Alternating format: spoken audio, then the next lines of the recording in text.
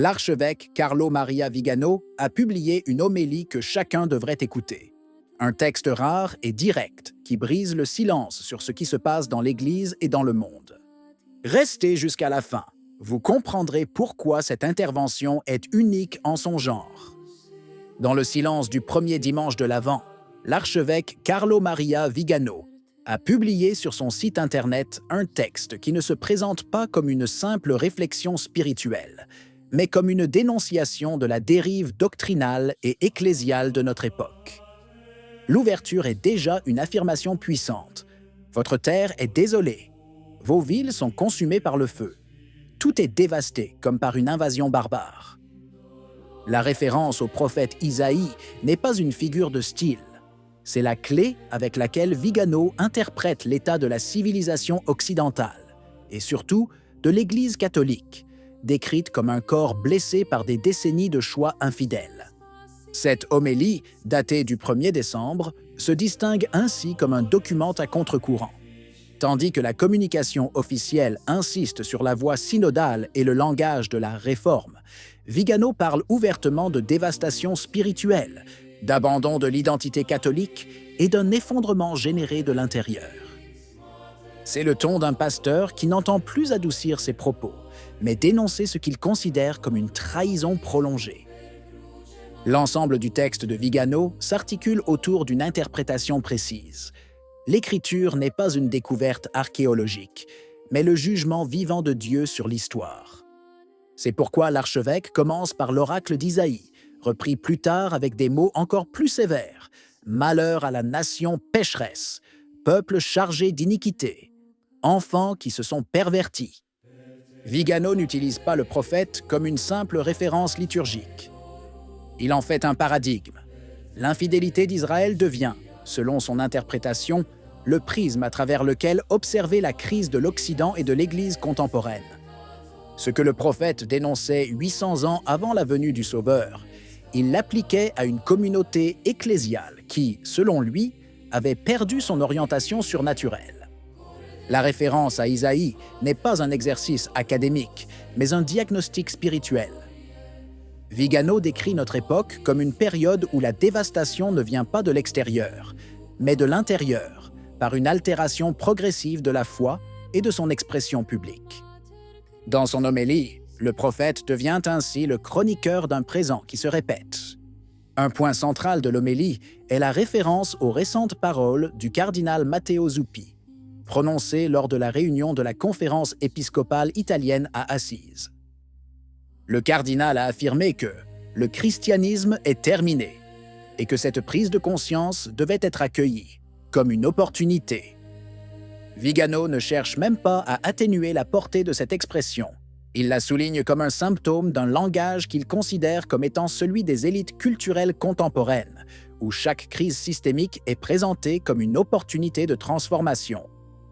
Ainsi, parallèlement aux références à la crise de 2020, à la guerre en Europe de l'Est et à la soi-disant transition écologique, Vigano saisit le fil d'une pensée qui semble, selon lui, résignée à la dissolution de l'identité chrétienne. Dans son texte, l'archevêque décrit Zuppi comme l'un des principaux représentants du courant synodal, attentif à réinterpréter la foi selon des catégories sociologiques plutôt que théologiques. Et il observe que, tout en reconnaissant la destruction de l'édifice catholique et l'effacement de la présence chrétienne dans la société, ce courant tend à interpréter ce processus comme le fruit nécessaire des développements résultant du Concile Vatican II. L'analyse de Vigano est sans équivoque. Renoncer à la primauté du Christ, roi et prêtre, la substituer à la volonté d'en bas, aurait engendré dans l'Église ce qui s'est produit 2 siècles plus tôt, dans les sociétés occidentales bouleversées par la Révolution. Il ne s'agit pas d'une polémique isolée, c'est le cœur même de son raisonnement. Le texte de l'archevêque présente une thèse qui renverse complètement le récit officiel de la crise ecclésiale contemporaine. Pour Vigano, le déclin de la présence catholique n'est pas le résultat de persécutions extérieures, d'hostilités politiques ou de changements culturels imprévisibles. C'est le fruit d'un processus interne. En effet, Il écrit que la destruction de l'édifice catholique et l'annulation de la présence catholique dans la société n'étaient pas des accidents survenus en cours de route, mais des effets logiques et nécessaires de l'action initiée par le Concile Vatican II et consolidée au cours des décennies suivantes. Il ne nuance pas son jugement.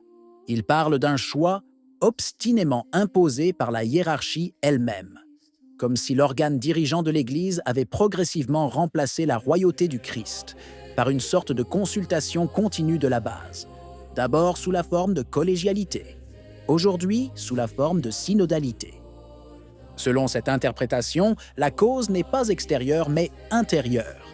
Il ne s'agit pas de pression du monde, mais du renoncement de l'Église à exercer son autorité surnaturelle. Vigano décrit une ligne historique précise.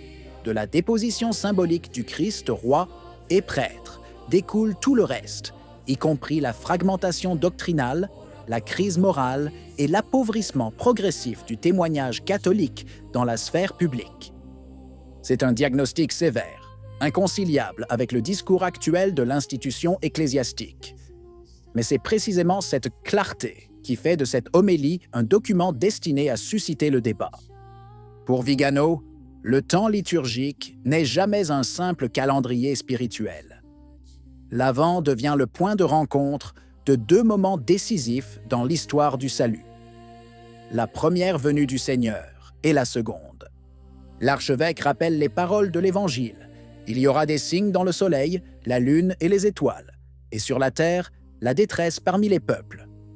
Ces citations ne sont pas insérées pour rappeler de manière générique le jugement dernier, mais pour situer l'Église dans son présent tout entier dans un horizon qu'il définit comme apocalyptique.